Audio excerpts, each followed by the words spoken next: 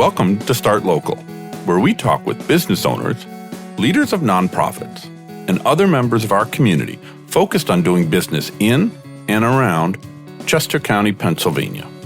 Each episode will provide insight into the local business scene and tell you about opportunities to connect with and support businesses and nonprofits in your local area. Hello and welcome to Start Local, where we connect local leaders to support local businesses and nonprofit organizations in and around Chester County, Pennsylvania. I'm Eric Goodmanson, and I'm here with my co-host, Liam Dempsey. Liam, how are you doing today? Really well today, Eric. Really well. How about Eric? I'm doing well, too. I'm excited because today we're chatting with Eric Kuhn. Eric is a managing partner at Pillar Real Estate Advisors, a commercial real estate firm based in Westchester. Eric, welcome to Start Local. Thanks for joining us today. Oh, thank you. Thanks for having me. Well, I want to start by asking, what does a managing partner do, and how long have you been with Pillar Real Estate? So, management partner just oversees the day-to-day functions of commercial real estate brokerage. I act in the brokerage capacity myself. I'm constantly working deals in addition to just overseeing the administrative and financials of the company. So I spent some time reading your bio on your website, and it makes it clear that you have significant experience serving a wide range of, frankly, notable brands and property holders. That was pretty interesting. How long have you been in commercial real estate? And if I can go there, why did you want to get into this field in the first place? Wow, great question. And if I was smarter, I'd have a better answer. But I would say that plus minus 20 years, if you're looking at development and brokerage. 100 years ago was in the nightclub bar industry. And some of the partners in that, et cetera, started getting into commercial real estate. And I segued with them into that. And that capacity was development, essentially doing entitlement work. So you are the quarterback between the municipality, the engineers, the attorneys, getting the zoning changes done, land development, that sort of thing. And while getting into that, we developed a commercial brokerage arm to handle our own deals. And when 2008, 2009 came and all these property owners were throwing their keys back to the bank because it was just getting tough, I segued 100% into brokerage. Well, the conventional wisdom during the pandemic lockdowns, talk about times when people were throwing keys back at people, was that commercial real estate would never be the same after the lockdowns were lifted. And now we're seeing company after company recall their workers back to the office. Even the company that makes Zoom curtailed their remote work policies. So what's the commercial real estate reality that you are seeing here in Chester County now that the pandemic lockdowns have been lifted for over some time? Yeah, there was a lot of doom and gloom coming out of that period, and understandably so. People, really had to take a step back, and they were handcuffed in a lot of ways to move forward. But we're seeing tremendous growth in a few sectors. Retail is very strong. Food, bar, very, very strong, obviously. The multifamily industry is really strong right now, that being apartment buildings. Buying and selling apartment buildings as investment properties is probably at all-time highs. That's driven a lot by rising interest rates. These younger 20, 30-somethings who thought, 2 years ago they could afford that 3-bedroom home, they can't. And they're falling back into renting. And truthfully, they want to rent where they can live, work, and play. So they want to be in the middle of, Doylestown, Westchester, Kennett Square. Obviously, office took a hit, a huge hit. And the bigger your floor plate, the bigger your office space, the harder it is right now. We're seeing a lot of activity in the smaller single offices. Those are the people who were working from home during COVID and after COVID, and are now realizing that it's not really effective for them. So they and their partner are getting that 1-2 office suite with a shared conference room. But we're also seeing a little bit of resurgence in the probably mid-size, I would say, office space, that 5,000 square foot office space where these companies are realizing, and selfishly, I hope this does come true, but I think they're realizing that it's time to get the band back together again, because the companies who do so are going to see greater strides in progress and moving forward than those that don't. So I see that happening. We've recently leased a couple of 5,000 square foot floor plates to some pretty strong companies. So we're excited about that. Touching on housing is certainly an issue that we've talked about a number of episodes here. And certainly in our show notes, we'll link to those previous episodes about those conversations. But informally, kind of over conversations of coffee and beer, we've been hearing people wondering if converting commercial properties into residential properties, particularly in the Chester County area, will actually help us address the housing challenges locally.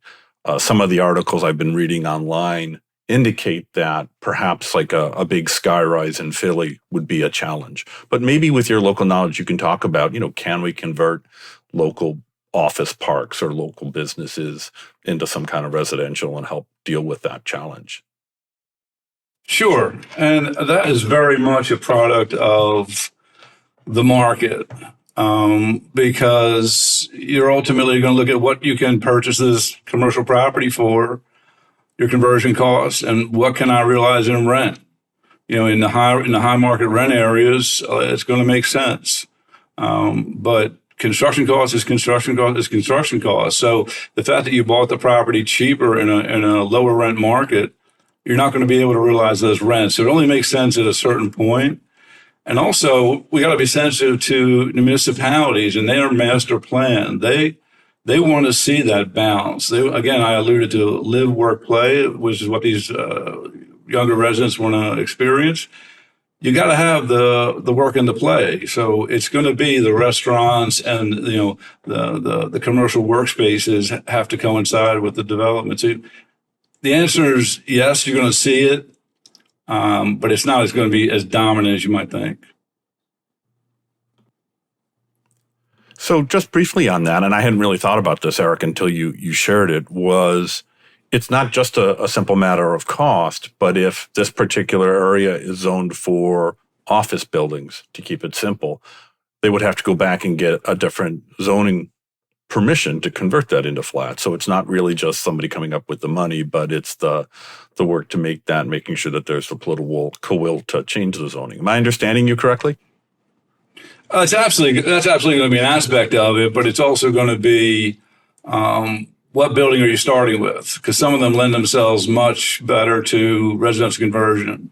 Do you have a large medical space with plumbing is everywhere, and now it becomes a lot easier to do that. Do you have a large office building, but it's divided up into smaller suites, almost residential size suites?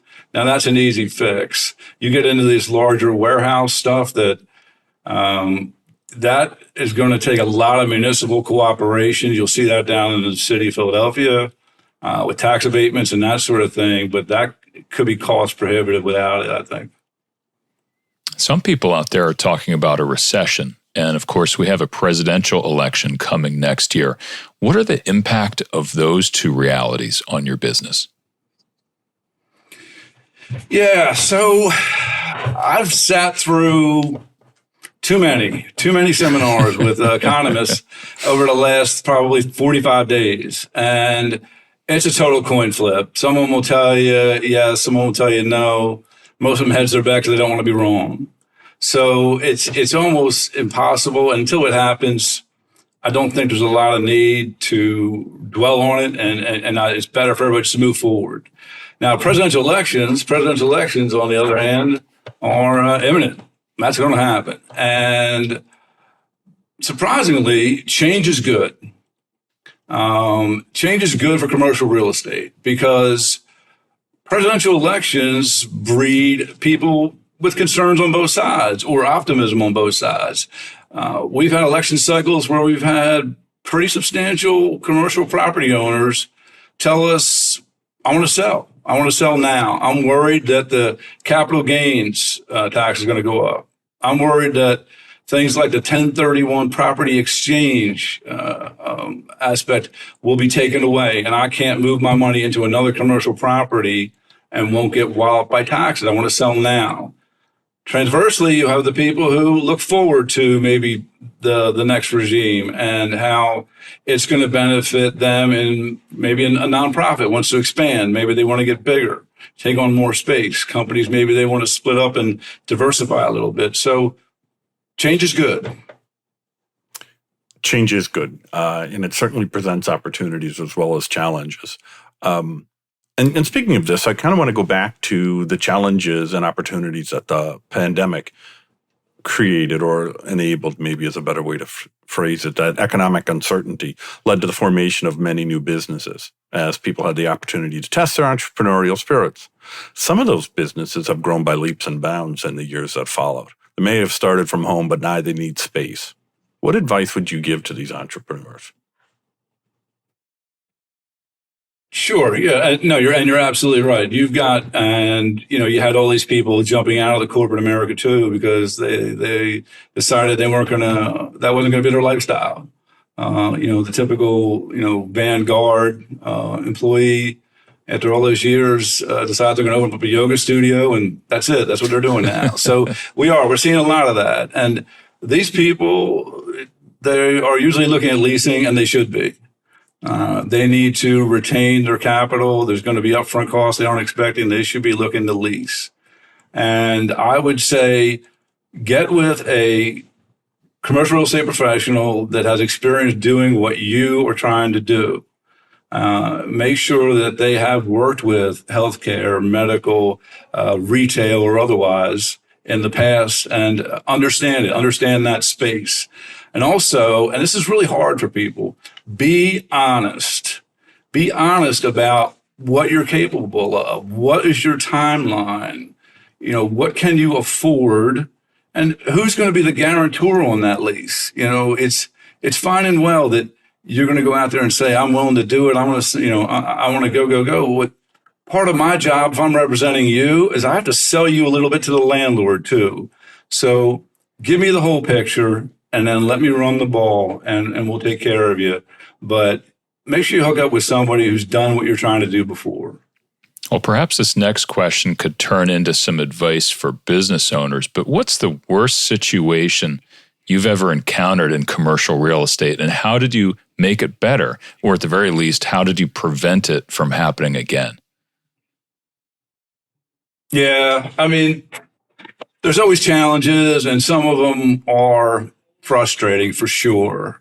We've had experience with buyers that were just disingenuous and have, tied up a property, wouldn't move forward, couldn't get it done. And meanwhile, our sellers lost traction, lost time, lost valuable time, may have missed out on that real buyer that's coming down the pike. The one thing I would say is, and we see this all the time, is if you're selling commercial real estate, make sure you get a deposit that is worth chasing. We have owners, sellers who will get into a deal, and if it goes sideways, are you prepared to spend $5,000 in legal fees to chase $10,000? Let's be smart about this. Let's be smart and say, okay, I want a $25,000 deposit. It holds people's feet to the fire, and I can afford to go after it, because the reality is this: once the due diligence period is up and that deposit goes hard or non-refundable, whatever you want to call it, if the buyer disputes it, you're going to have to go to court to get that money. So make sure it's enough to chase. That's a really good point. And I would have thought that, generally speaking, a $25,000 deposit on a commercial real estate is still a relatively small percentage of that. So it's probably not going to be that hard to get a buyer to agree to that. But said the guy who has no real estate background. But talk to me about that briefly, Eric, if you would. No, you're not wrong. And it also is a great way to vet out the validity of a buyer. People that are true players in the game, people that do this, they have access to that liquidity in moments, not days.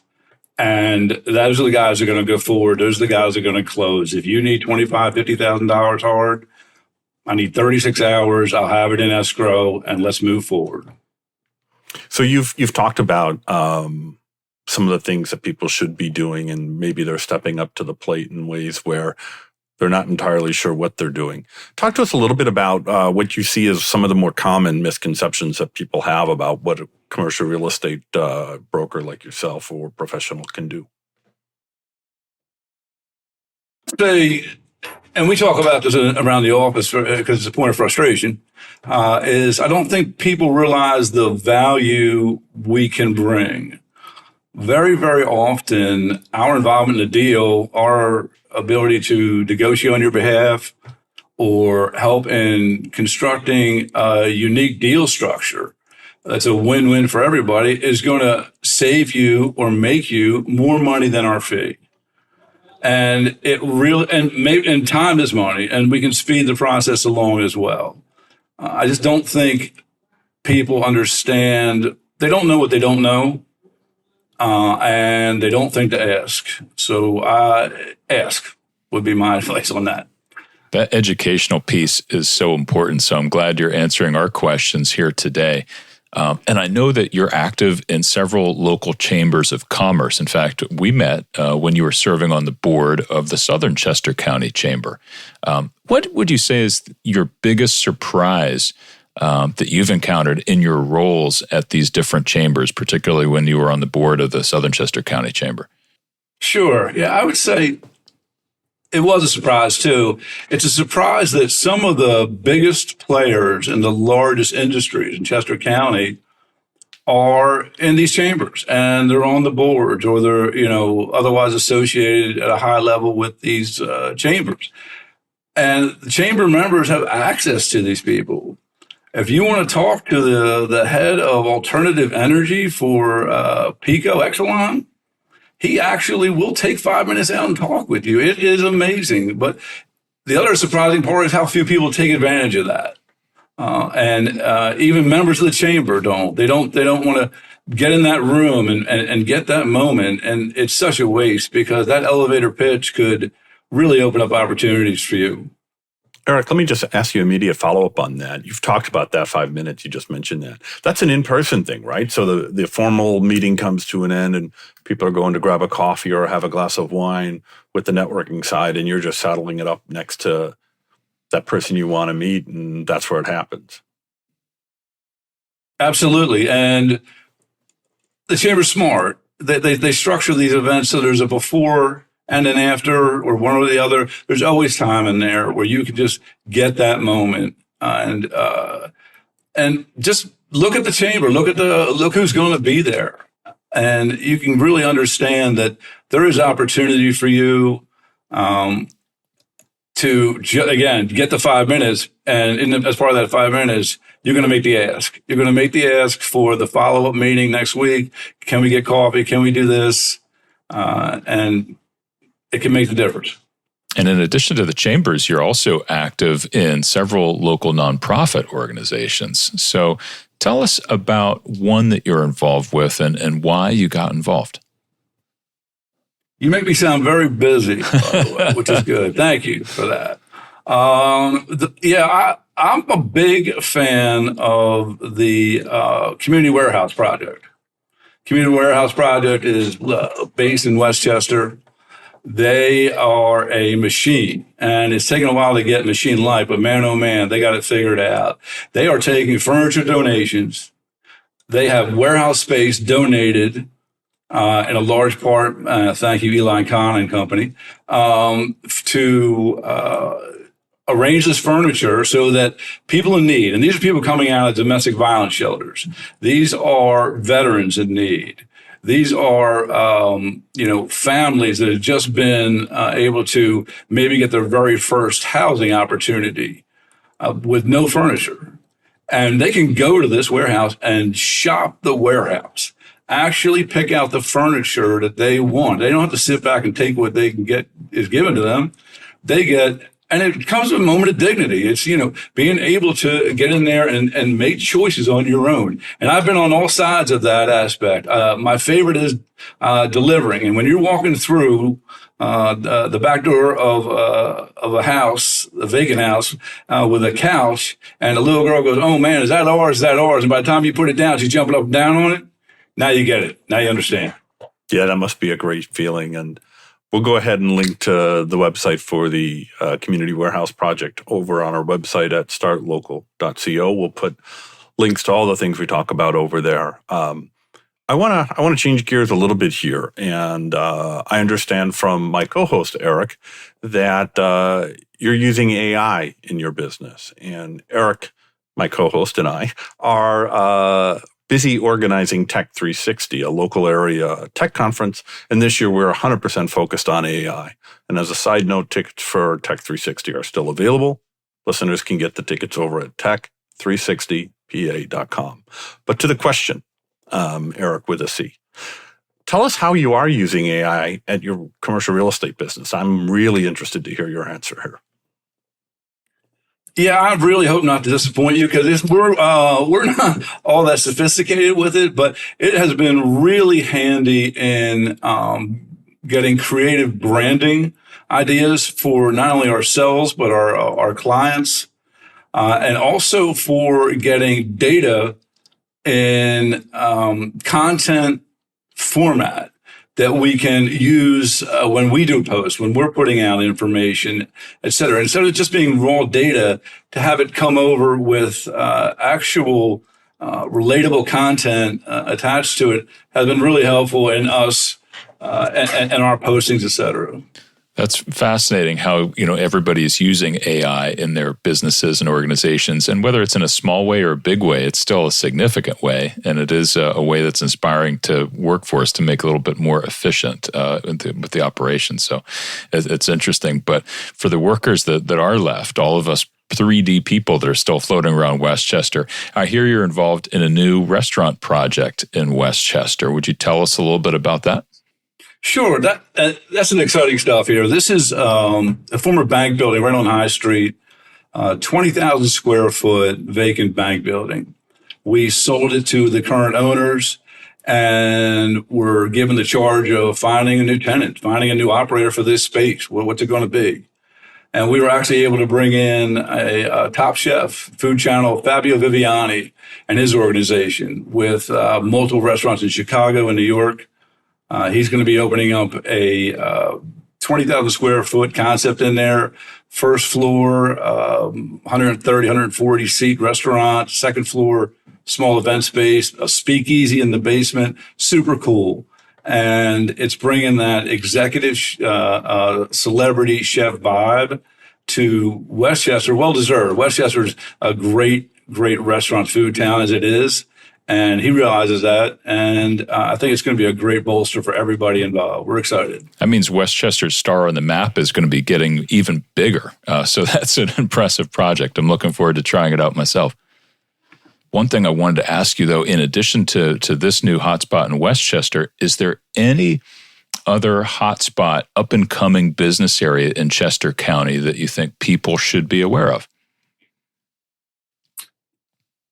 I am personally bullish on Oxford. I love it. I've met with Pauline, the borough manager out there. I've met with the Main Street Initiative out there. And despite that devastating fire a couple of weeks ago, which is a real kick in the teeth, and they're still working through that, they are finding responsible and really smart ways to grow. They have flexible zoning areas that allow a multitude of uses coming in. I would love to see a couple of craft breweries come in there. What a great kickstart that is. It's already a cool little town. I think it's got a lot of upside to it. And it is another location where if you work in the Wilmington, Delaware market, man, you could live here and be 15 minutes from work. And what a quality of life you're going to enjoy. I think I like it. I like it a lot. Oh, I'm excited to hear that, Eric. That's pretty exciting. Oxford is a place, well, our Oxford. I used to live outside England, Oxford, but our Oxford here in Chester County is a place I don't know well enough. I go down to Neuchâtel for the chocolate with some regularity, but I am all the more excited to get down to the town now. Thank you for sharing that. And kind of along those lines is exciting places to be. And you touched on this a little bit earlier with your live, work, and play. And then talking about this exciting new restaurant coming to Westchester, in addition to all the really good ones that are already there. What are some of your favorite things about living and working in Chester County? Well, yeah, I've been in Chester County a long, long time. Not born here, but a long, long time. And I have to say, it's probably the sense of pride that the people here have in themselves and in their area. From a commercial real estate standpoint and seeing it firsthand, the landlords want to see tenants that are coming in and adding, doing a value add to the community, being part, they're coming in and contributing. They're not, drawing on the resources, they're actually bringing it in. And a sense of pride. People keep their property nice. There's a sense of accountability in Chester County that carries forward. I think it's basically the old rising tide raising all ships. Really, it's nice. That's a good answer. I appreciate that. One thing I want to ask as well before we close out here is there anything that you and your company needs, including, are you hiring? Because a lot of companies are going through workforce challenges right now. But what can organizations and people here in the county do to help you? So there's a couple parts there. One is, are we hiring? And that short answer is yes, with the caveat that we are hypersensitive to our environment, our work environment, and our work community here. It takes a unique person in this industry to be able to be as open and sharing as we are. We are a team effort over here, and that can be tough for some people in the industry to get. Other than that, we're very fortunate that we're not subject to the supply chain issues in our industry, that sort of thing. But I would just say, I would encourage people to really learn what the other businesses in your community do. And I mean, really do. Because once you do that and you understand that, and again, there was somebody said it wasn't me, I'm not that smart, but I can't control when an opportunity is going to come to you, but I can make sure you think of me when it does. And so really kind of look around, talk to your people, network, understand what's around you, and we're all going to benefit from that. I love that. Thank you. That's a very strong note for us to end on. Eric Kuhn, thank you so much for joining us on the Start Local podcast. Before we say goodbye, can you share where folks can find you online? Yeah, absolutely. Yeah. We're just www.pillrealestateadvisors.com. And hopefully we're all over the web. Hopefully we're easy to find. I know you are. I looked for you in advance of this show. You were very easy to find. Folks, we're going to go ahead and put all the links we've talked about today over on our show notes. And as a reminder, we publish every 2 weeks. I prefer to say fortnightly. We prefer to publish every fortnight, but that might just be me. There's that other Oxford coming into play. There it is. Somebody work out the comma. On behalf of me and of my co-host, Eric Goodmanson, invite you to go over to our website, take a moment to subscribe. We'll send you the latest episodes of our show right to your email inbox. And thanks for listening today.